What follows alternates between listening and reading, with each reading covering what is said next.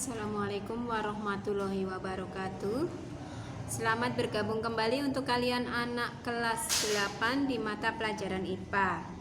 Untuk materi hari ini, Bu Suki akan membahas tentang soal pendalaman sebagai kisi-kisi PAS yang sudah kemarin kalian kerjakan ya. Saya mulai dari nomor 1. Beberapa jaringan pada tumbuhan. Jaringan yang hanya terdapat pada organ daun itu nomor berapa, Nana? Jawabannya adalah nomor 1. Epidermis ada ya. Terus nomor silem ada. Terus palisade. Jadi jawabannya adalah yang dadu. Untuk nomor 2, bagian yang ditunjukkan huruf X berfungsi untuk huruf X adalah itu adalah silem. Fungsinya silem adalah mengangkut air dan garam mineral. Berarti jawabannya adalah B. Yang selanjutnya nomor 3. Bagian daun yang berfungsi untuk membatasi penguapan air yang terlalu besar adalah yang untuk membatasi penguapan air yaitu kutikula, yang A ya. Untuk nomor 4, jaringan yang terdapat pada akar yang berfungsi untuk pertukaran zat dan tempat cadangan makanan. Untuk tempat cadangan makanan adalah korteks, B. Nomor 5, bagian yang berfungsi untuk jaringan pengangkut dan pita Kasperi ditunjukkan pada gambar nomor yang mana? Itu ya, jaringan pengangkut.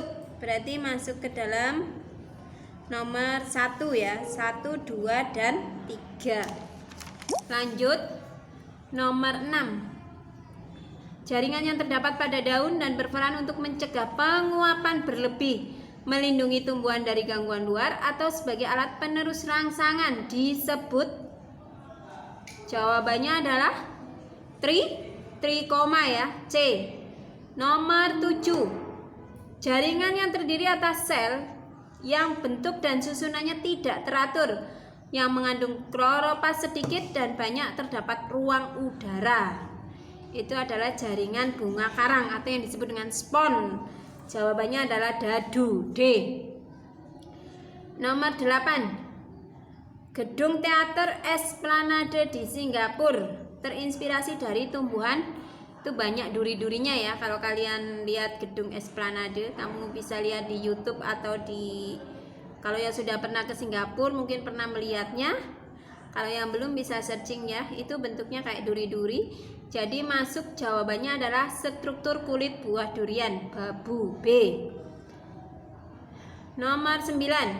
Zat berikut yang bukan bahan pembangun dinding sel.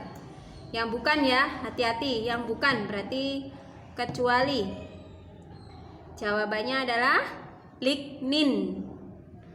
Nomor 10.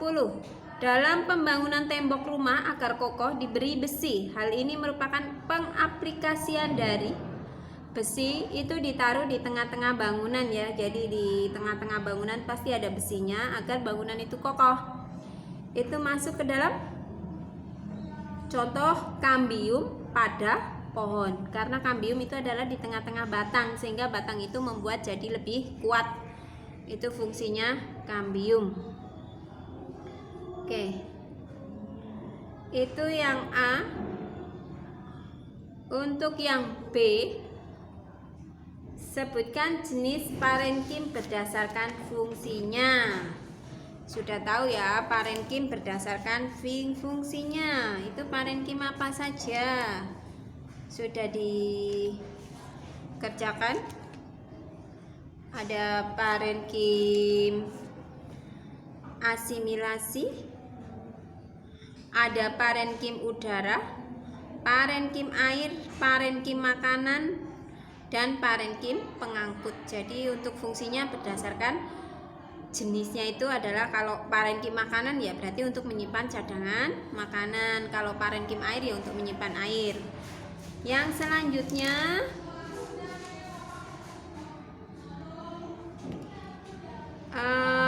penyusun dan fungsi silem.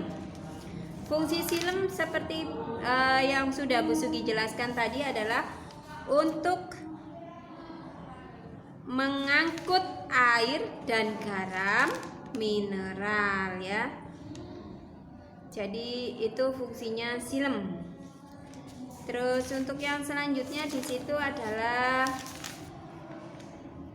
ciri-ciri jaringan dewasa ya. Ciri-cirinya itu bisa dilihat dia tidak memiliki aktivitas untuk membelah diri, memiliki rongga yang besar ya, dinding selnya telah mengalami penebaran dan lainnya. Yang selanjutnya adalah jaringan palisade. Apa itu jaringan palisade? Ada yang tahu di situ adalah masuk ke dalam jaringan bunga karang ya. Jadi di situ bisa dipakai untuk ruang udara. Untuk yang selanjutnya adalah teknologi yang mengambil jaringan tumbuhan.